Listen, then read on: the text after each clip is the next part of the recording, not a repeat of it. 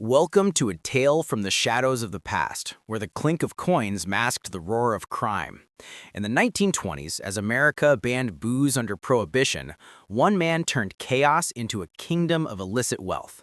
Al Capone, known to many as Scarface, ruled Chicago with an iron fist and a cunning mind. But beyond the violence, he crafted a financial game that kept his fortune hidden in plain sight. Did he truly invent money laundering through laundromats, as legend suggests? Join us on this journey to uncover the truth, explore his empire, and witness its dramatic collapse. This is a story for learning, not copying. Let's step into the past. Our saga begins not in the glitzy underworld of Chicago, but in the cramped tenements of Brooklyn, New York. Alfonso Gabriel Capone entered the world on January 17, 1899, the fourth child of Italian immigrants Gabrielle and Teresa Capone. Life was a struggle. Narrow streets, scarce jobs, and the constant hum of survival shaped his early years. School didn't hold him. At 14, a scuffle with a teacher ended his formal education, revealing a fiery streak that would define him.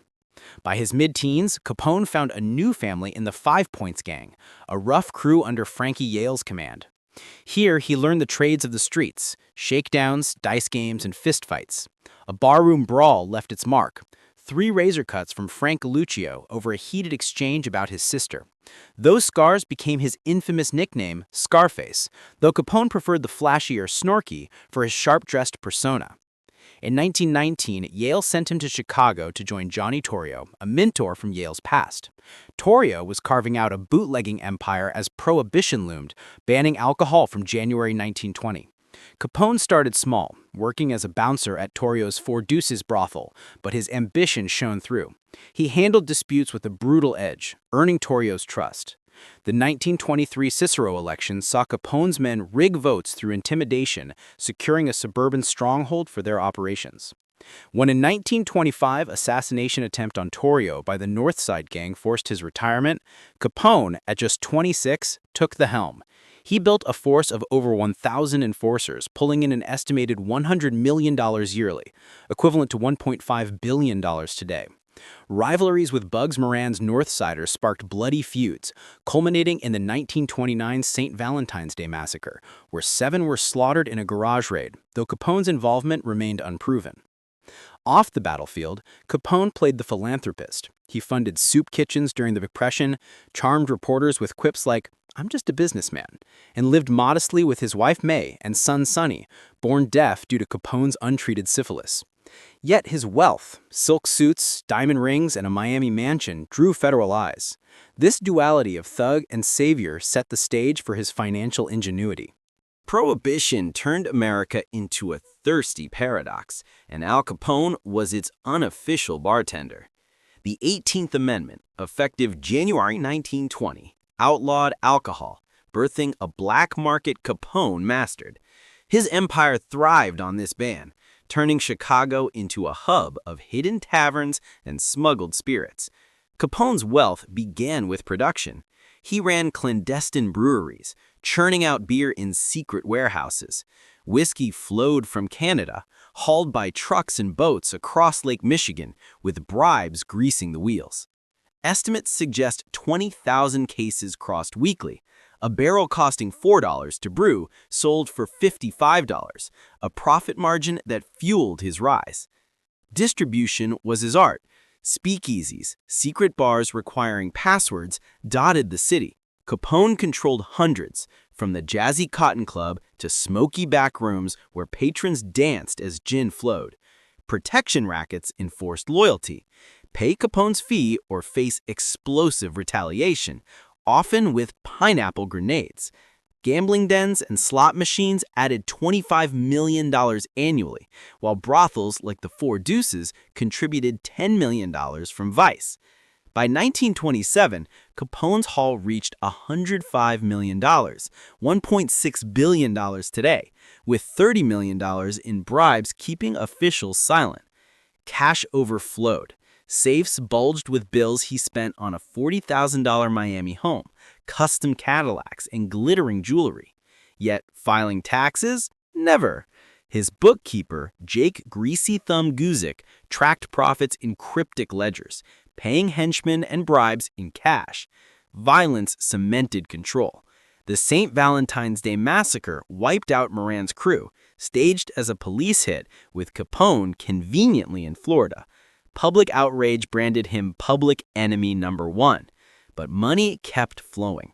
He diversified into labor racketeering, extorting unions, and backed politicians like Big Bill Thompson. Federal pressure grew. Eliot Ness's Untouchables raided distilleries, destroying $200,000 in beer nightly, though their impact was more symbolic. The real threat loomed from IRS agents, who saw Capone's spending as a tax evasion goldmine. His bootleg Bonanza built an empire, but the cracks were forming. The legend of Al Capone's laundromat laundering is a captivating tale. Dirty money spun clean in rows of washing machines. But how much truth hides in this story? Let's peel back the layers to reveal his real financial tricks. The laundromat myth captivates imaginations, suggesting Capone pioneered money laundering by mixing illicit cash with coin-operated profits. Yet historians, like those at the Chicago History Museum, debunk this. No solid evidence ties Capone to laundromats for this purpose. The term money laundering emerged decades later in the 1970s, linked to Watergate, not 1920s mobsters. Earlier, it meant the Treasury washing soil bills to save printing costs, a literal cleanup, not a criminal scheme. Capone's methods were less elegant. He hoarded cash, avoiding banks to evade records. Profits flowed through frontmen and shell entities with hidden owners, like the Hawthorne Inn, reported as a modest income source while he lived like a king. Bookkeeping was rough but cunning. Guzik kept ledgers in code, stashing them in safe houses. Capone claimed assets like his Palm Island estate were gifts or loans, a flimsy shield. Layering was basic. Cash moved via couriers or wires to safe spots, but mostly stayed unbanked. Investments in legit ventures, vending machines, real estate, dog tracks, provided cover. He once cited a furniture business as income, a laughable excuse. No offshore havens or complex shells. Those came with later mobsters. His edge was omission. From 1925 to 29, he filed no returns, dodging taxes on over $1 million. The IRS used the net worth method, tallying his $26,000 suit budget and $30,000 jewelry spree against zero income. A critical ledger from the Hawthorne Smoke Shop revealed $681,000 in unreported gambling gains. Cash businesses, bars, hotels, cleaners were his allies, their high turnover masking dirty money. The laundromat tale likely grew from this, a poetic exaggeration. Corruption sealed the deal. Bribes blinded officials to discrepancies, but federal heat intensified. Ness's raids disrupted supply, while IRS agents like Frank Wilson built a case from forensic accounting matching handwriting to outfit members. Capone's clean cash was a raw dodge, not modern laundering. The myth endures, a testament to his cunning, but the reality was simpler, and his downfall inevitable. Every empire has its sunset, and for Al Capone, the end came not with a bullet, but with a pen. By 1929, the federal net tightened, aiming to topple the untouchable kingpin.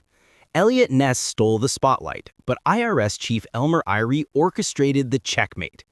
The hunt began in 1928, as Capone's lavish life, $50,000 home upgrades, $7,000 meat bills, clashed with no tax filings.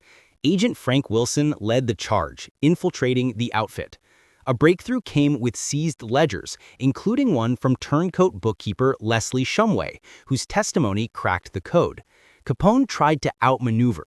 In 1930, his lawyer offered a settlement, admitting $100,000 income, a move that backfired as evidence. On June 16, 1931, he faced 22 tax evasion counts for 1925 to 1929, dodging $215,000 on $1,038,654 income, plus 5,000 Volstead Act charges. The trial opened October 6, 1931, in Chicago's federal court, Judge James Wilkerson presiding.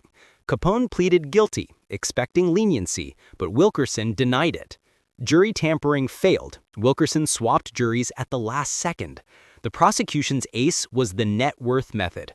Capone's spending, $26,000 on suits, $30,000 on jewels, proved unreported gains. Shumway's testimony sealed it. The defense argued lack of direct proof, but admissions and ledgers told the tale. After 9 hours, the jury convicted on 5 counts on October 17th. Sentencing brought 11 years, a $50,000 fine, $7,692 costs, and $215,000 in back taxes plus interest. Appeals failed in 1932. Prison eroded him. First Atlanta, then Alcatraz in 1934 for infractions. His syphilis worsened, clouding his mind with dementia. Released in 1939 after 7.5 years, good behavior, fines paid, he retreated to Miami, dying January 25, 1947 from a stroke and pneumonia at 48. The irony: untouchable by murder, felled by taxes. This case birthed a blueprint for tackling organized crime through finances, shaping today's anti-money laundering efforts. Capone's legacy lingers, a tale of ambition, excess, and downfall. From laundromat myths to tax ledgers, his story warns us, no empire escapes scrutiny. What do you think? Did he outsmart himself? Comment below, like if you learned something, and subscribe for more tales from the shadows.